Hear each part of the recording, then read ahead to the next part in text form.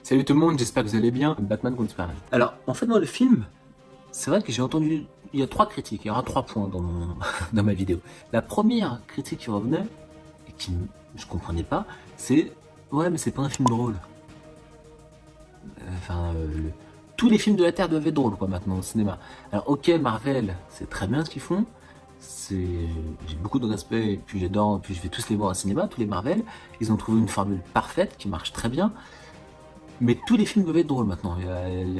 On peut plus faire de films de super-héros pas drôles. C'est impensable, quoi. Donc cette critique, je comprends pas d'où elle sortait.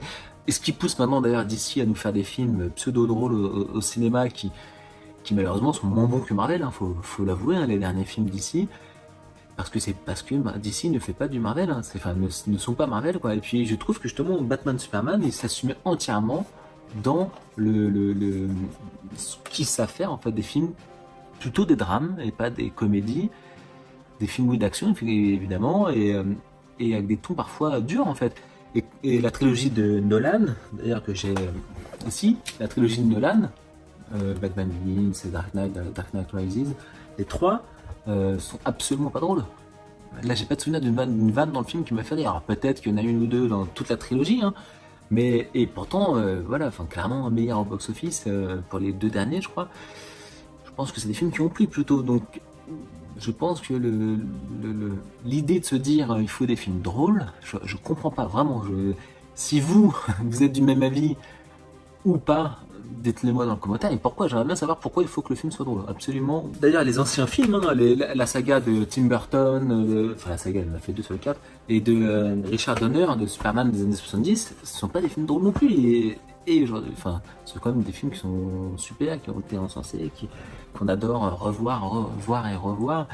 Donc voilà, donc cette première critique, moi, m'a choqué. Et je trouvais justement super intéressant que dans Batman Superman, ils abordaient le thème du super-héros d'un autre angle, avec des questions de société, par exemple. Nous, admettons, dans la vraie vie, il y a un gars, un jour, qui est descendu du ciel, qui a ces pouvoirs-là. Là, ça changerait, je pense, pas mal notre vision de la justice, de la société. Et puis il pose des questions de spiritualité dans le film. Il est plein de fois vu comme un dieu, en fait, réellement, hein. Il pose des questions de spiritualité, hein. Il y a quelqu'un dans le film, à un moment, un journaliste qui dit ça fait des siècles et des siècles que l'humain croit en une force supérieure, voue un culte à des dieux, et puis quand le dieu descend sur Terre, on devrait lui demander de se soumettre à nos lois. Bah non, c'est nous qui devons nous soumettre à lui.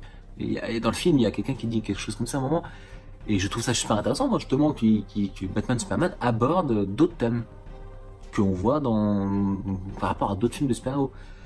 Donc non seulement pour moi c'est pas une critique infondée, et en plus je trouve justement que ça change par rapport à ce qu'on voit dans d'autres films de super-héros.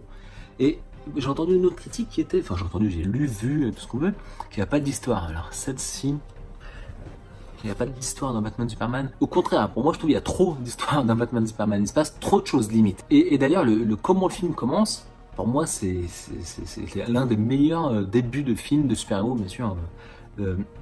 Déjà, on a la présentation de Batman, hein.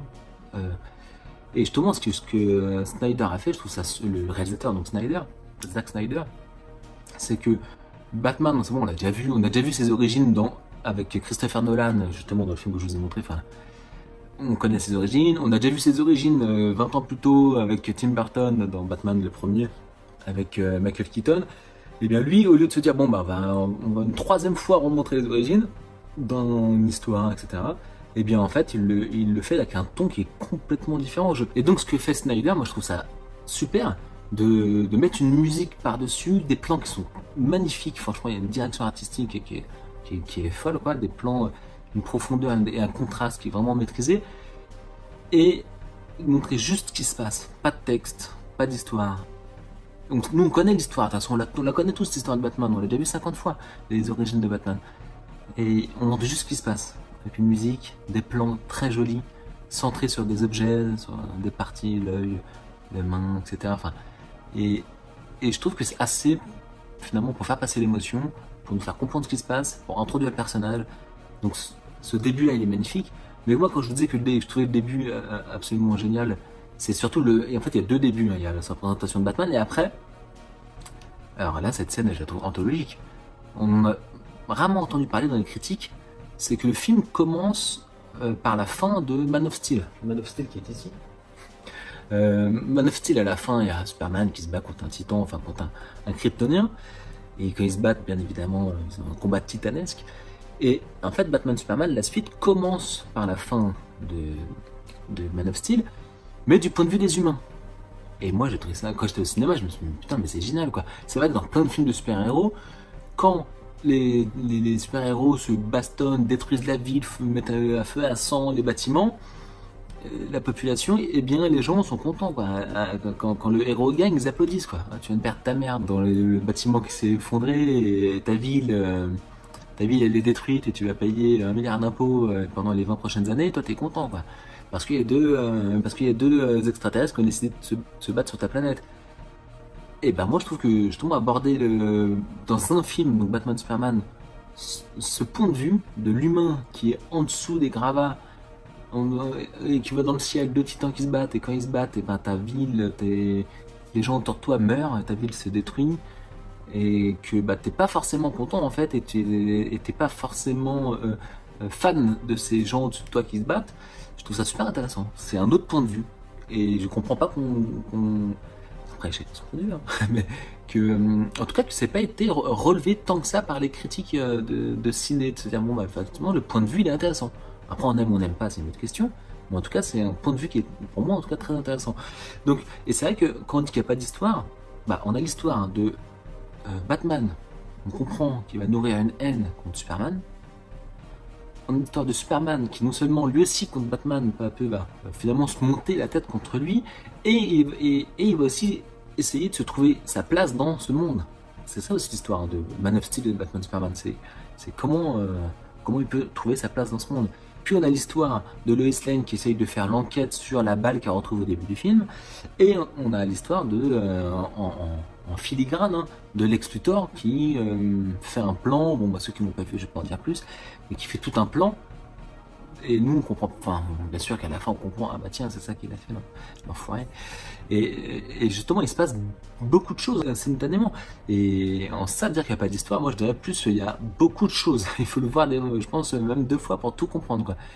Et donc pour moi cette critique est pas vraiment fondée, et même ceux qui disent oui mais je comprends pas pourquoi Batman Superman se mettent sur la gueule, ah oui parce que les gens parlent souvent comme ça ceux qui disent ça, et bien en fait pareil je me dis bah parce que toi t'as une vision de la justice et t'es pour la justice, donc t'as exactement la même vision que quelqu'un d'autre qui lui aussi va appliquer la justice. Bah non en fait l'histoire nous a montré que non quoi, que 2 personnes pouvaient avoir l'envie de rendre justice,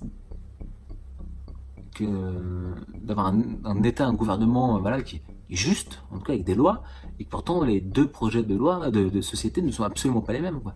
Et Batman et Superman ils ont absolument pas, alors ça c'est vrai que dans le comics c'est mieux mis en scène, je dois l'avouer, mais on le voit parfaitement qu'ils n'ont pas la même vision. Snyder s'est beaucoup inspiré de ce comics, The Dark Knight Returns, et encore les comics c'est vrai qu'on comprend encore mieux, mais qu'ils n'ont pas la même vision, que Batman c'est quelqu'un qui pour appliquer la justice il est prêt quand même à beaucoup de choses et pas à respecter la loi souvent, alors que Superman c'est justement l'extraterrestre qui pour se faire accepter du monde va se plier aux lois.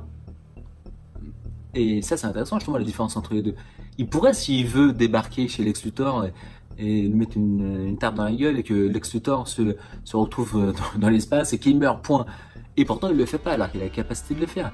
Parce que Superman, il veut tellement se faire accepter des humains qu'il respecte la loi humaine, même s'il la trouve pas juste, même si des fois il la trouve incohérente ou pas efficace en réalité. Alors que Batman c'est tout l'inverse quoi, c'est l'humain qui donc son statut d'humain il s'en fiche en fait. Bruce Wayne c'est une couverture en fait, c'est son masque, le Bruce Wayne en réalité c'est son masque, et qui il est vraiment c'est Batman en fait. Et en ça ils sont infiniment différents sur leur manière d'appliquer la justice et de vouloir la justice. Mais je trouve que dans le film, déjà, on comprend pas mal de choses. Hein. Quand Bruce Wayne dit si y a 1% de chance que Superman un jour veut se retourner contre l'humain, eh ben il détruirait la planète Terre, on peut rien faire quoi. Et en ça suffit à le considérer comme un ennemi. Ensuite, le troisième point qui revenait, celui-là aussi m'a énervé. Qu'est-ce qui m'a énervé? C'est dire ouais, juste parce qu'ils ont des mamans qui ont le même nom, bah ça y est, d'un coup ils deviennent potes. Je me dis mais faut re-regarder le film à ce moment-là, parce que Batman, c'est le gars qui, ça fait 20 ans, même plus dans le film, qui va se bastonner contre des truands de toute la planète Terre, qui va risquer sa vie, parce que il a perdu ses parents et qu'il pouvait rien faire contre la mort de ses parents. Et que, quelque part, il essaie de se nettoyer de sa culpabilité en luttant contre la criminalité, au risque de perdre la vie à chaque instant. À chaque fois qu'il sort, en tout cas en tenue de Batman, quoi. Et là, ok, il a pour lui le plus grand ennemi qu'il a eu de sa vie, donc Superman. Et là, d'un coup, Superman lui dit, moi aussi j'ai une maman. Et bon, ok, le hasard fait qu'elle s'appelle Martha. Mais ça ils l'ont pas modifié dans le film, hein. Ça c'est dans les comics, hein, depuis toujours, hein, les deux s'appellent Martha. Hein. Martha Kent et Martha Wayne. Et, alors ok, gros hasard de ouf, ça, ok. Mais du coup, Batman lui dit, il dit à Superman, quand Batman comprend que Superman, sa mère elle est en danger de mort, il dit, ce soir, Martha ne va pas mourir. Donc quelque part, en sauvant ta mère, j'ai pas pu sauver Martha il y a 20 ans, je veux sauver Martha ce soir, hein, en fait. Et là, à aucun moment, il dit, je suis ton meilleur pote à ce moment-là dans le film. Mais en tout cas, il sait qu'il y a une personne en danger, la mère de quelqu'un. Lui, il n'a pas pu sauver sa mère et il va retourner le monde pour sauver la mère de cette personne, point en fait. Pour moi, en fait, il n'y a pas de. Oui, c'est mal. Or, peut-être que c'est mal mis en scène. Moi, je trouve pas, mais peut-être que pour certaines personnes, c'était mal mis en scène parce que c'est tombé peut-être soudainement. Ce que je pourrais comprendre. Parce que tu apprends que c'est l'élève de mère, s'appelle Martha, plus tu apprends que finalement il arrête de se battre contre Superman et puis il est va. Ça peut être soudain, c'est vrai. Mais c'est pas à ce moment-là que Batman développe une sympathie, un respect pour Superman. Et ça, on l'omet dans le film en fait. C'est dans les critiques en tout cas. C'est une fois qu'ils sauvent la mère de Superman, ok, ils vont se battre contre Doomsday. Et il faut pas oublier que Superman se sacrifie, ok, il meurt pour sauver l'humanité, pour tuer Doomsday et sauver l'humanité en fait.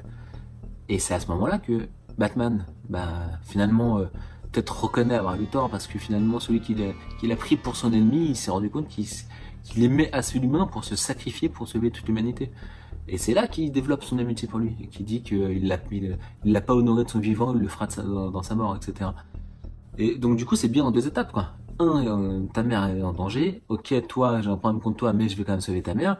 Et deux, tu te sacrifies pour sauver l'humanité. Bon, je dois avouer que peut-être que je me suis trompé sur ton compte, en fait. Donc voilà, là, c'était tous les points qui revenaient quand même très souvent sur les critiques du film. Et c'était important de revenir dessus. Alors, c'est vrai, pour la défense des critiques, par contre, c'est vrai qu'au cinéma, ils ont sorti une version qui était coupée d'une demi-heure. Et ils ont sorti après la version longue en Blu-ray de la version longue de 3 heures. Et c'est vrai que dans la version longue, franchement, on comprend beaucoup mieux beaucoup de choses. Et même moi, quand je l'ai vu au cinéma, la version longue de 2h30, il y a plein de choses, je me suis dit, tiens, si j'avais pas lu le comics, je sais pas si j'aurais compris, quoi. Par exemple, le costume de Robin, qui est dans la Batcave, et on comprend que Robin est mort et qu'il a été tué par Joker. Moi, je sais que les personnes qui m'accompagnaient au cinéma, ils n'avaient pas compris. Moi, j'ai compris grâce aux comics, mais j'aurais jamais compris. Sinon, que le costume, c'est des costumes de Robin décédé, tué par le Joker. Ça, c'est vrai, mais bon, c'est des détails, hein, c'est des clins d'œil. Mais c'est vrai que la version 3 heures, elle est quand même beaucoup mieux. Elle prend son temps, elle prend plus son temps, elle explique quand même beaucoup mieux, donc faut voir quand même la version longue, je pense. Et c'est vrai que c'est un film qui est très dense, ils ont voulu rattraper leur retard par rapport à Marvel, qui eux étaient déjà, je sais plus, 11-12 films à ce moment-là. Et eux, ils ont voulu en 2 films, hein, donc, Man of Steel et Batman Superman, ils ont voulu rattraper le retard et ils ont foutu l'introduction de la Justice League dans le même film. Alors déjà, le film il raconte Batman contre Superman avec Lex Luthor qui fait un piège en cachette pour essayer de les piéger les deux, bref. Et en plus, ils introduisent la Justice League qui n'a rien à voir dans le film. Et je comprends que les gens qui ont vu ça au cinéma, en plus la version 2h30, ils ont pu être des fois un peu paumés. J'espère que ce concept va vous plaire. Contre-critique, il n'y en aura pas souvent, parce que je suis pas tout le temps contre ce que les gens pensent. Hein. La Batman Superman, quand même, ça me tenait à cœur. Voilà. Si vous voulez suivre tout ça, abonnez-vous.